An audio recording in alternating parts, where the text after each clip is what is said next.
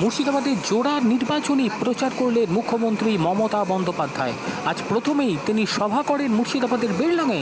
সেখানে বহরমপুর লোকসভা কেন্দ্রের তৃণমূলের প্রার্থী অপূর্ব সরকারের হয়ে প্রচারে তিনি রীতিমতন কংগ্রেসকে আক্রমণ করে বসেন। তিনি বলেন, আরএসএস কংগ্রেসের হয়ে কাজ করছে এই জেলার দুটি জায়গায়।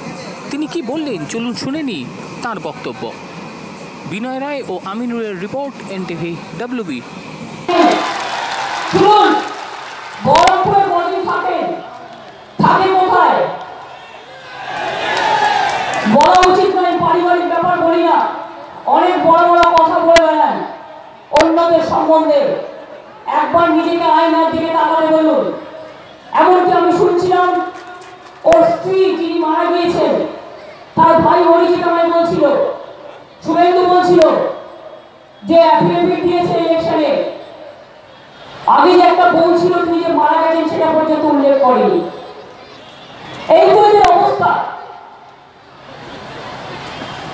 আমি জোড়া মার্ডার থেকে শুরু করে সব ঘটনা জানি। আমাকে আমার প্যান্ডোরা বক্স প্লিজ খুলতে বললেন না।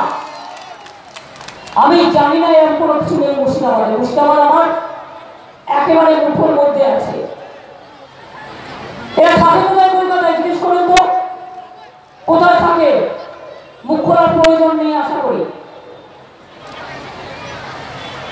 সকালবেলায় করে বিজেপি, দুপুরবেলায় করে কংগ্রেস, আর সন্ধ্যেবেলায় করে সিপিএম।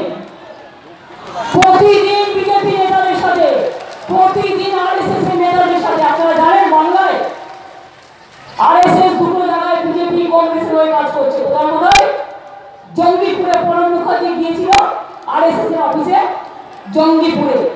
আর হচ্ছে বহরমপুরে অধীর চৌধুরী হয়ে কাজ করছে আরএসএস। এটা জেনে রাখুন, এটা সত্যি কথা, এটা সত্যি কথা, এটা সত্যি কথা।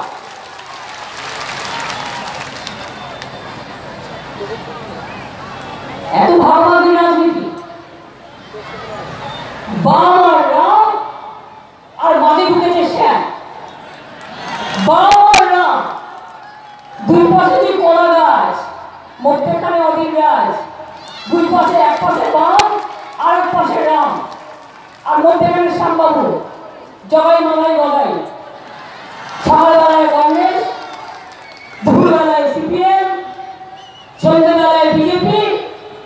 খুব মজা আছে। শুধু বলে এই তৃণমূল কংগ্রেসকে অ্যারেস্ট করুন, ওই এসপি বদলান, ওই ডিএম বদলান, ওকে কেস দিন, ওকে তাই কেস দিন। তোমার বিরুদ্ধে কত কেস আছে বাবু?